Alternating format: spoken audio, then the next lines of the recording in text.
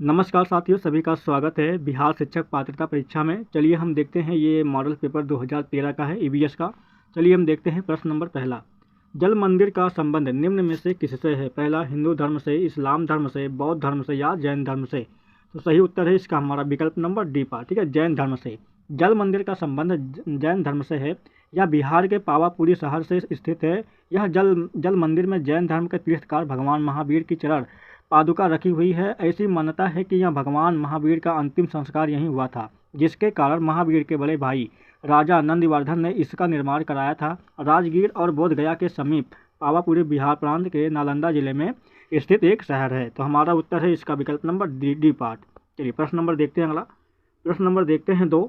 निम्न में से किस राज्य की सीमा बिहार को स्पर्श नहीं करती है? पहला, उत्तर प्रदेश, मध्य प्रदेश, पश्चिम बंगाल या झारखंड। क्वेश्चन नंबर 2 का उत्तर है हमारा विकल्प नंबर बी पार्ट, ठीक है, मध्य प्रदेश।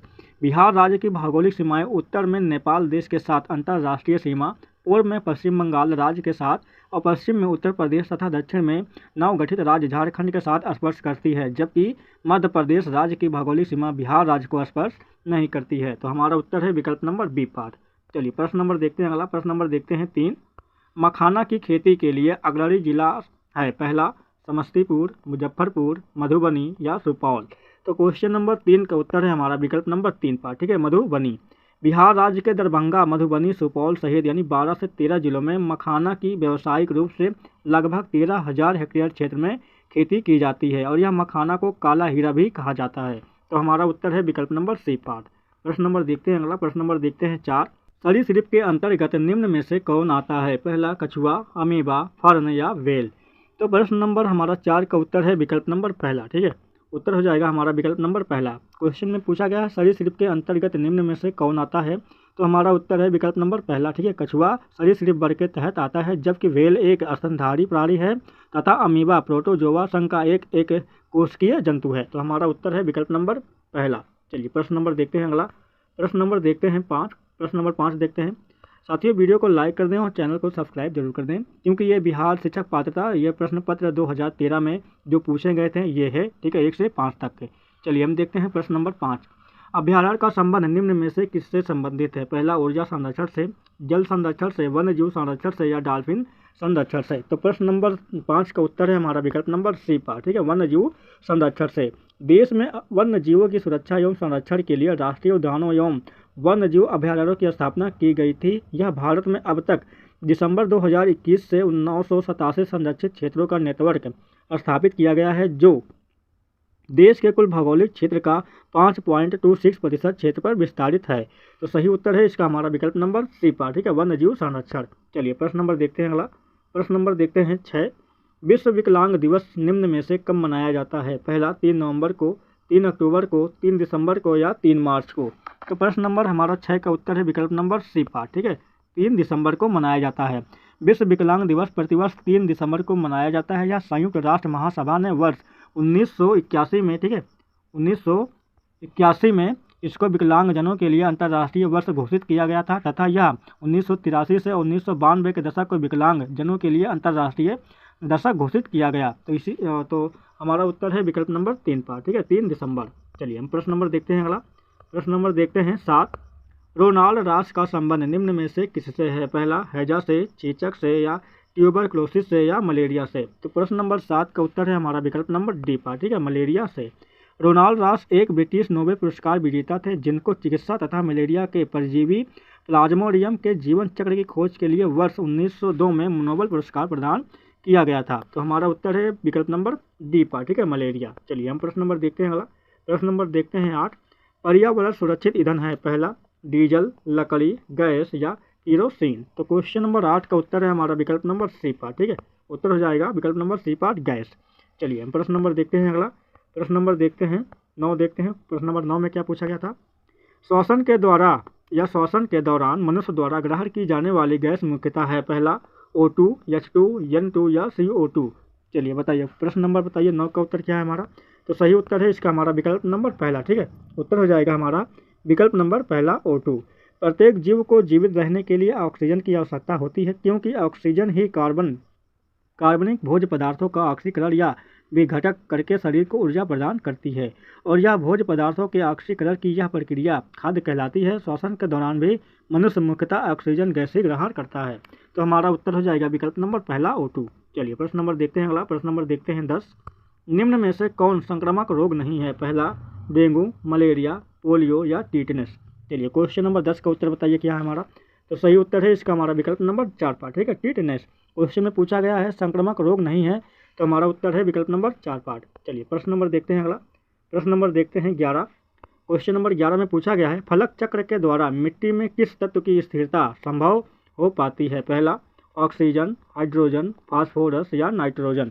तो क्वेश्चन नंबर 11 का उत्तर है हमारा विकल्प नंबर डी पार्ट। ठीक है, नाइट्रोजन उत्तर हो जाएगा हमारा विकल्प नंबर डी पार्ट, नाइट्रोजन। चलिए प्रश्न नंबर देखते हैं अगला।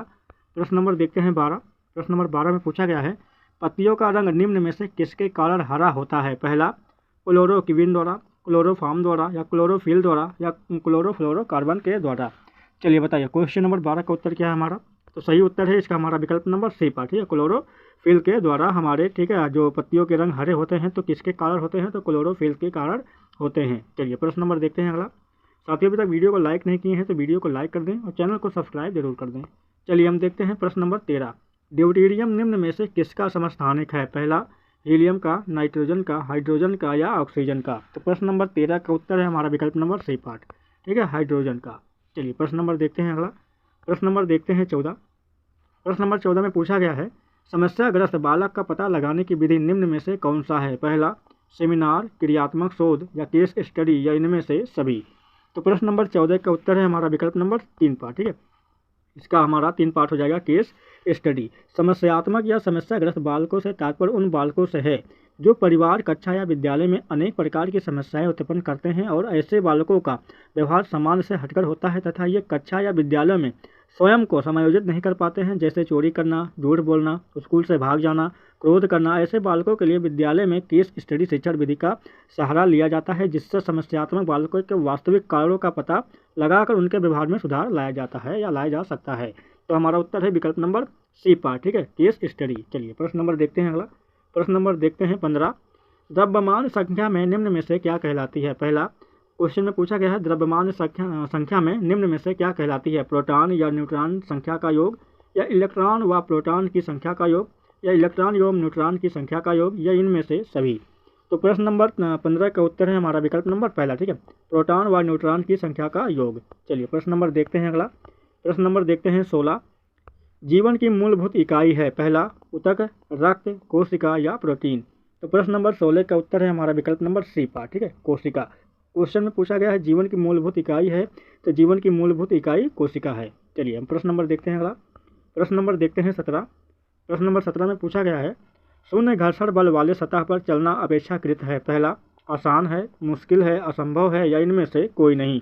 तो प्रश्न नंबर 17 का उत्तर है हमारा विकल्प नंबर सी पार्ट। ठीक है, असंभव है। शून्य घर्षण बल वाले सतह पर चलना अपेक्षाकृत असंभव है, क्योंकि घर्षण बल वह बल है जो दो तलों के बीच सापेक्षिक स्पर्श गति का विशेष या विरोध करता है।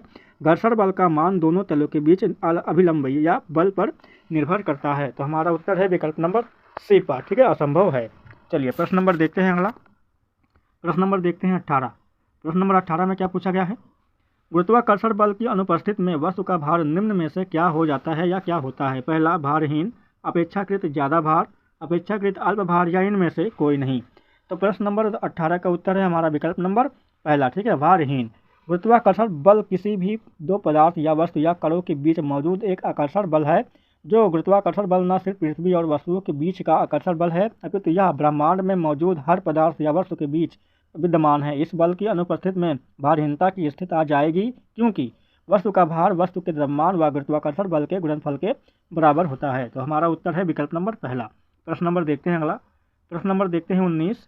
सुश्री मेधा पाटकर का संबंध निम्न में से किससे है? पहला वैज्ञानिक अनुसंधान से, जल संरक्षण से, पर्यावरण संरक्षण से या भूमि सुधार से।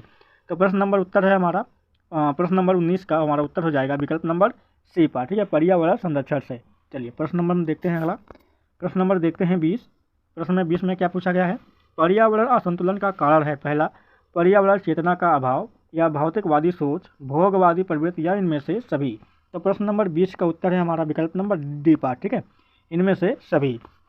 पर्यावरण असंतुलन 21वीं सदी के सम्मुख सर्वाधिक विकट चुनौती है। पर्यावरण चेतना का अभाव, भौतिकवादी सोच तथा भोगवादी संस्कृति या प्रवृत्ति इसके प्रमुख कारण हैं। पर्यावरण के प्रति चेतना विकसित करने के लिए विद्यालय स्तर से ही इसको पाठ्यचर्या रूप में प्रमुखता दी जानी चाहिए तथा इसके अंधाधुंध दोहन पर भी व्यक्तिगत रोक लगानी चाहिए। तो हमारा उत्तर है इसका विकल्प नंबर डी पार्ट।